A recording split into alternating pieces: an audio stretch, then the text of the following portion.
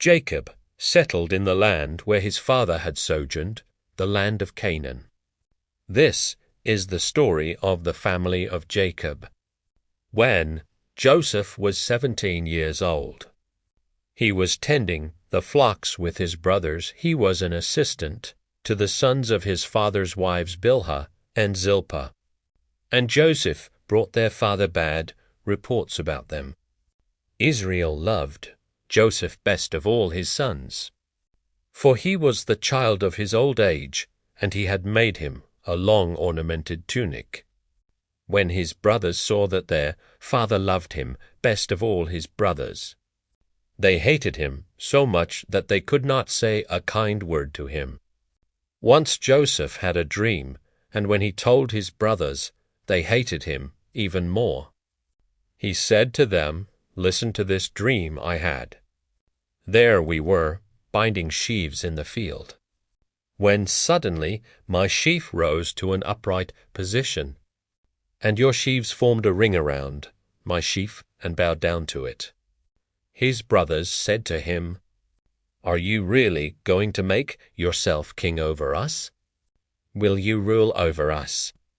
So they hated him all the more because of his dreams and his reports. Then he had another dream and told it to his brothers. "Look, I had another dream," he said this time. "The sun and the moon and 11 stars were bowing down to me." When he told it to his father and his brothers, his father reproved him and asked, "What is the meaning of this dream of yours? Can it be that I and your mother and your brothers are to come and bow to the ground before you?" So his brothers were furious at him, but his father kept the matter in mind. One day, when his brothers had gone to pasture their father's flocks at Shechem, Israel said to Joseph, "Are your brothers not tending our flocks at Shechem? Come, and I will send you to them." "I am ready," Joseph answered. "Go then," he replied, "see if all is well with your brothers and the flocks, and bring back word." So he sent him off from the valley of Hebron. When Joseph reached Shechem, a man came upon him as he was wandering about in the fields. "What are you looking for?" The man asked him. "I am looking for my brothers," he answered. "Please tell me where they are tending the flocks." The man told him, "They have moved on from here. In fact, I heard them say, 'Let us go on to Dothan.'" So Joseph went after his brothers and found them in Dothan. They saw him from a distance, and before he reached them, they plotted to kill him. They said to one another, "Here comes that dreamer. Come now, let us kill him and throw him into one of the cisterns here. We could say that a wild beast devoured him. We will see then what comes of his dreams." Then they took him and threw him into the cistern. The cistern was empty, there was no water in it. Then they sat down to eat.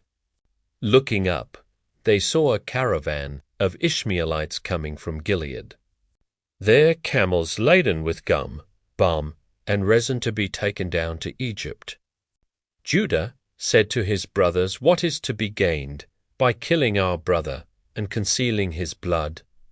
Come, let us sell him to these Ishmaelites, instead of doing away with him ourselves. After all, he is our brother, our own flesh." His brothers agreed.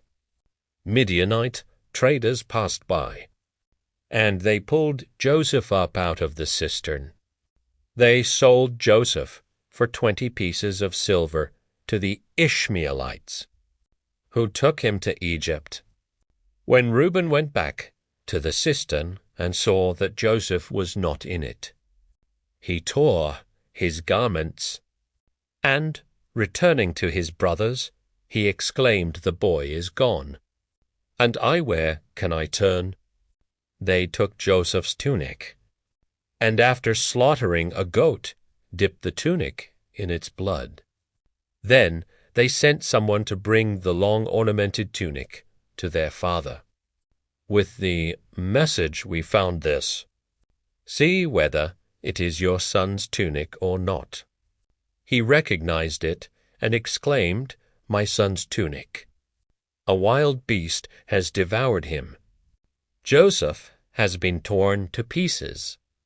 Then Jacob tore his garments, put sackcloth on his loins, and mourned his son many days. Though his sons and daughters tried to console him, he refused all consolation, saying, "No, I will go down mourning to my son in Sheol." Thus did his father weep for him. The Midianites, meanwhile, sold Joseph in Egypt to Potiphar, an official of Pharaoh and his chief steward.